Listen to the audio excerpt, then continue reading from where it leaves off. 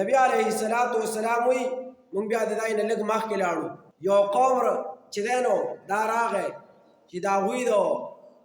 دا که غټې غټې شونډې وې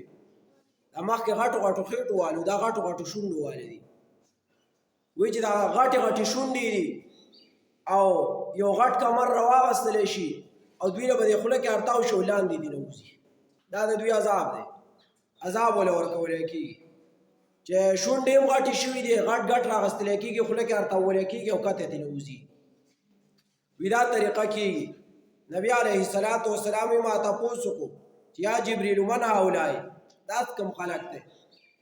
چې دا دومره غټه سزا وله ورکولی کېږي نو جبریل امین علیه السلام وی چې هؤلاء من امتک یاکلون اموال الیتامى ظلما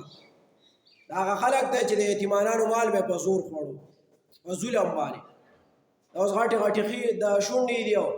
په ګټه چې دی ګټو له خولې کې اچولی کېږي راتاویږي بیا او کته ترې نه وځي چا چې د یتیم مال په ټګۍ باندې وخوړ نو په دغه طریقه به ورسره کېږي لکه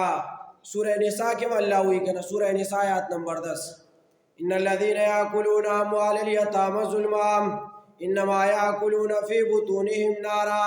وسيصلون سعيرا کوم خلک چې د یتیمانانو مال ګېډې ته اچي نو الله او په ظلم یې اخلي یو غروري خوري ورسره کوي مال یې ورسره شریک کړی یو په زور باندې په ظلم نو الله وایي دوی ګېډو ته نه اچي مګر اور دوی به الله د جهنم اور ته داخل کړي دغه خلک نبی علیه السلام وی او دا خلک چې دی چې د یتیم دا مال خوري د قیامت په ورځ به د دوی په ګېډو کې اور بلیږي او د خولې نه به لمبې راوځي چې یتیم مال یې په زور خوړلی